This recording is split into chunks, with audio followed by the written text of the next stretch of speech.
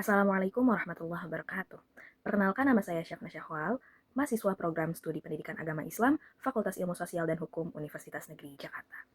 Dalam video monolog ini, izinkan saya sedikit membahas mengenai sebuah persoalan yang terbilang sangat cukup relevan dan sangat menyentuh, yaitu mengenai tentang bagaimana sih kita sebagai calon intelektual dan praktisi ilmu dapat menjembatani antara sains dalam hal kedokteran modern dengan keyakinan religius masyarakat, khususnya dalam konteks yang sangat manusiawi, yaitu hubungan antara dokter dan pasiennya. Jadi ilustrasi kasusnya itu secara singkat uh, terjadi pada sebuah desa kecil yang terbilang cukup religius, lalu kedatangan seorang dokter muda yang ingin memulai praktiknya di sana. Tetapi dokter ini itu mengalami sebuah permasalahan. Apa sih permasalahannya itu? Jadi permasalahannya itu dokter ini mendapati banyak sekali pasiennya yang menolak untuk dilakukan pengobatan secara medis, mulai dari vaksinasi, terapi, dan obat modern. Contohnya, salah satunya itu ada seorang ibu muda yang lebih percaya kepada doa-doa dan pengobatan yang sudah emang dilakukan secara turun-temurun, yaitu pengobatan tradisional. Ibu ini merasa jika ia menerima pengobatan modern dari dokter tersebut, ia merasa bahwa dirinya sama saja mengkhianati Tuhannya atau tidak percaya dengan kekuasaan Tuhannya tersebut. Lalu jelas dokter ini terjebak dalam dilema antara ia harus memilih profesionalitasnya sebagai dokter atau menghormati keyakinan dari pasiennya tersebut yang ingin dia rawat. Jelas kasus ini adalah potret nyata bagaimana sains dan agama itu terkadang berada di jalan berbeda, seolah-olah kita tuh kayak bertabrakan antara sains sama agama ini.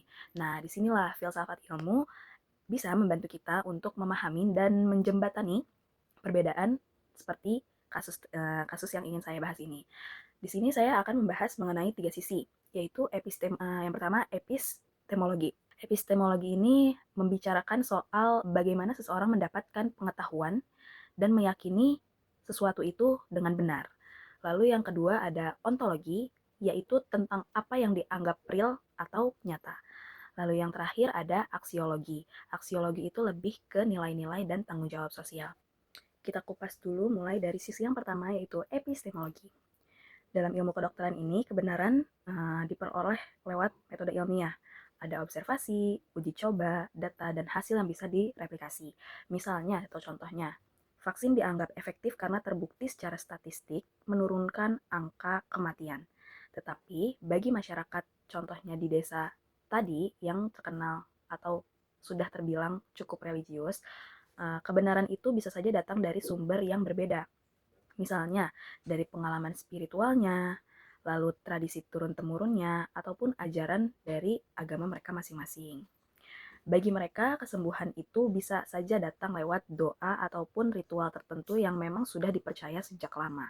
Jadi, dokter tidak bisa serta-merta bilang bahwa mereka itu pure salah.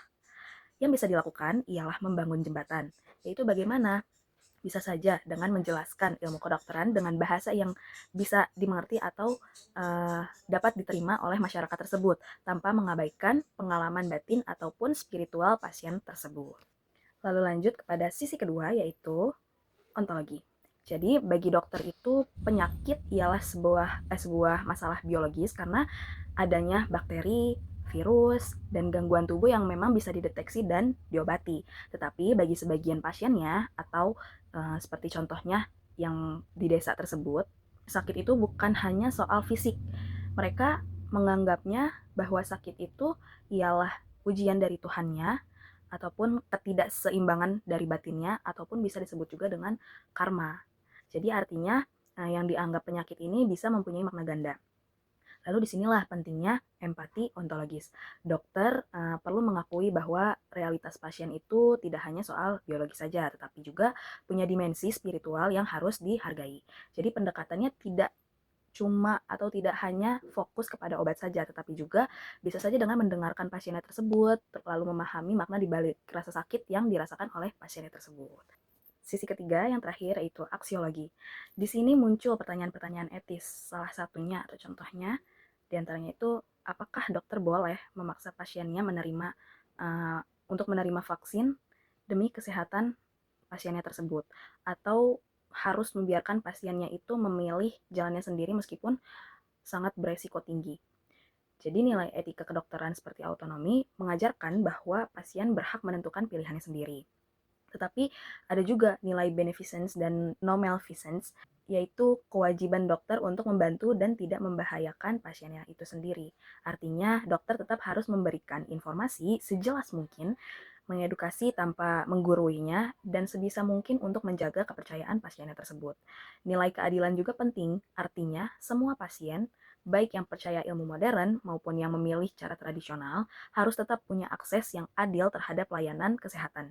Disinilah peran dokter sebagai jembatan, bukan sekadar penyampai ilmu, tetapi juga mediator sosial dan budaya.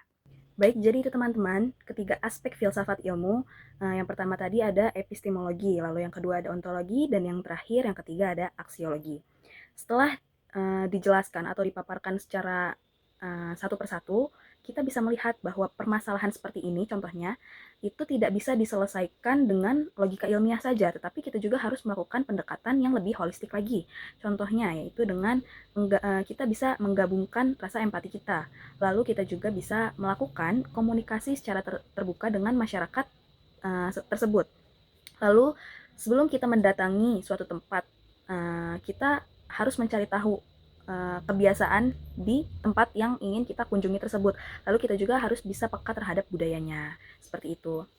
Lalu solusi nyatanya bisa berupa dengan kolaborasi dengan tokoh agama ataupun adat yang memang biasa masyarakat itu lakukan. Seperti yang tadi saya bilang, kita harus mencari tahunya terlebih dahulu. Lalu bisa juga dengan mengadakan penyuluhan kesehatan dengan pasien-pasien ataupun dengan masyarakat di sana, tetapi tetap dibungkus dengan nilai-nilai lokal. Lalu bisa juga dengan pendekatan shared decision making, di mana pasien itu tetap mempunyai kendali atas pengobatannya, tetapi dengan sedikit pemahaman yang lebih luas dari sebelumnya. Jadi dengan cara ini, ilmu kedokteran insya Allah tetap akan dijalankan, lalu keyakinannya pun akan tetap dihormati, dan kesehatan masyarakat pun akan tetap dijaga. Baik, mungkin itu saja yang bisa saya paparkan atau saya jelaskan. Kurang lebihnya mohon maaf, semoga materi ataupun penjelasan yang saya sampaikan dan teman-teman dengarkan, insya Allah bisa bermanfaat. Kurang lebihnya mohon maaf, cukup sekian dan terima kasih. Wassalamualaikum warahmatullahi wabarakatuh.